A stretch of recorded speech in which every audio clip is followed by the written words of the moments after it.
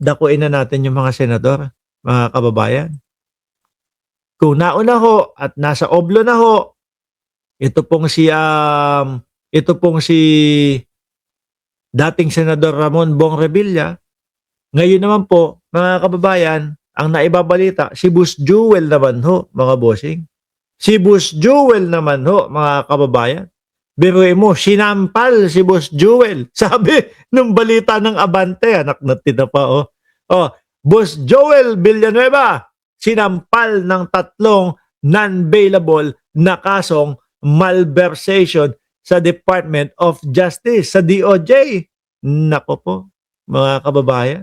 Tapos yung isa naman, yung pilit na sinasabi ni Rodante Meralcoleta na safe na daw po, na walang iba kundi si Boss Jinggoy, mga bossing.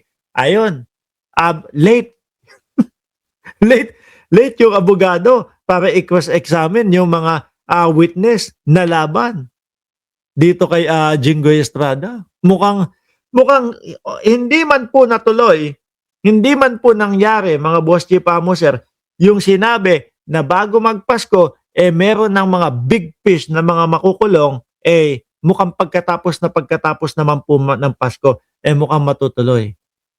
Kasi ang nakikita kong sunod na dito, kay Boss Joel Villanueva, parang yung kay ano na din Ramon Bong Revilla Ilang panahon, ilang araw na lang ho, o baka hindi na din lalagpas ng 1 buwan yan No?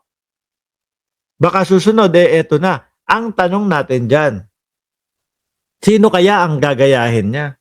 No?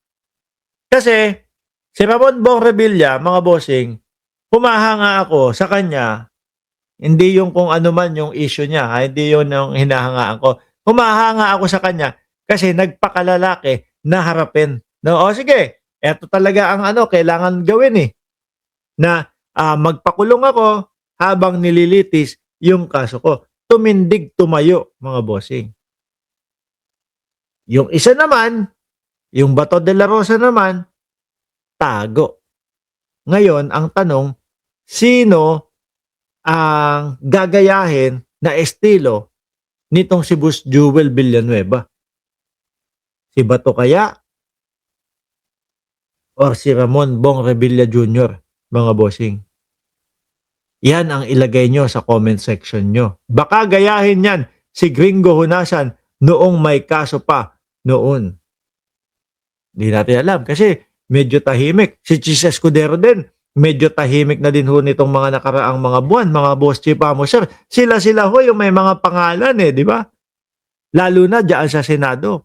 Meron silang mga itinuturo kagaya ni Chis Escudero na ang tinuturo ay si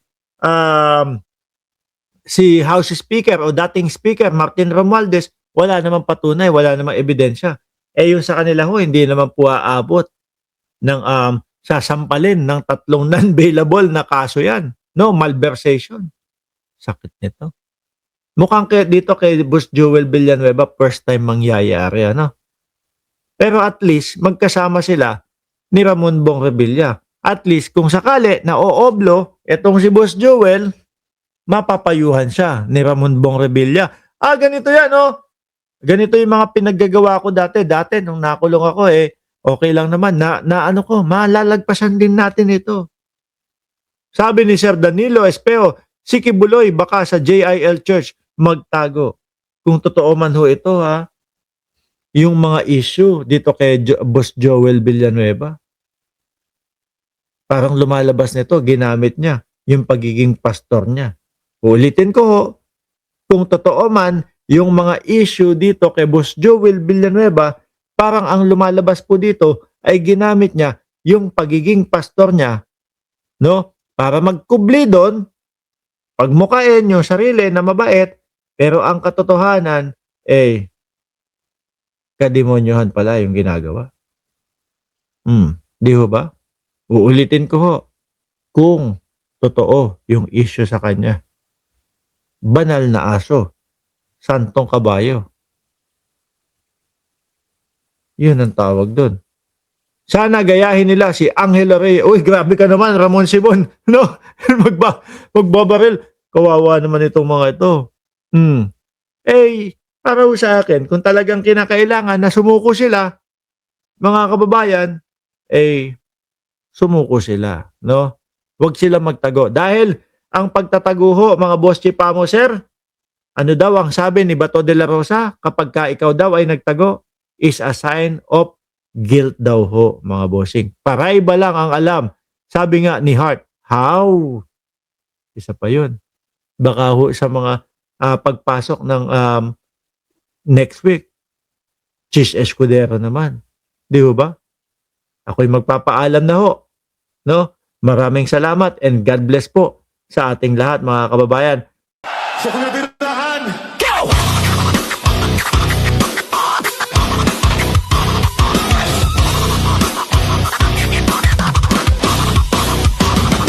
Kawawang publiko, grebe na ito. Nilalaso ng isipan, grebe na kayo. Kailangan wakasan ng katampalasan para mailigtas natin mamamayan. Mamameke ka ba? Birahin na yan. Utak ang kakaba? Birahin na yan. Kultong dedes? Birahin na yan. Birahin na yan. Birahin na yan. Walang takot, sino ka man.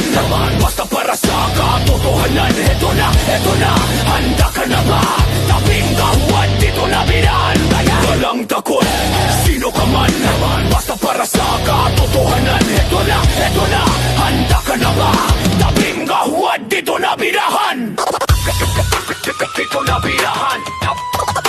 Dito na birahan. Yeah! O pinong malinaw at malupit, lalatay sa'yo na humahagupit. Mga hindi pilit pero totoo, kami ang gigiba sa inyong santo. Namameke ka ba? Birahin na yan. Utak-uga ka ba? Birahin na yan. Kultong dinis? Birahin na yan. Birahin na yan. Birahin na yan. Walang takot, sino ka man. Basta para sa katotohanan. Eto na, handa ka na ba? Tabim nga huwad, dito na birahan. Walang takot, sino ka man. Basta para sa katotohanan. Eto na, handa ka na ba? Tabim nga huwad, dito na birahan.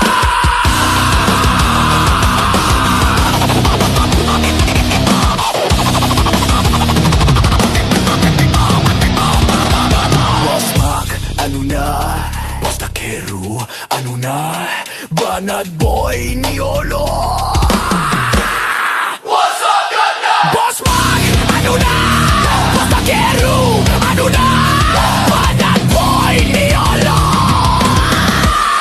What's up, ganda? O pinong malinaw at malupit, lalatay sa'yo na humahagupit. Nga hindi pilig pero totoo, kami ang gigiba sa inyong santo. Namameke ka ba? Birahin na yan. Utak nuga ka ba? Birahin na yan. Kultong dides? Birahin na yan. Birahin na yan. Birahin na yan. Walang takot, sino ka man.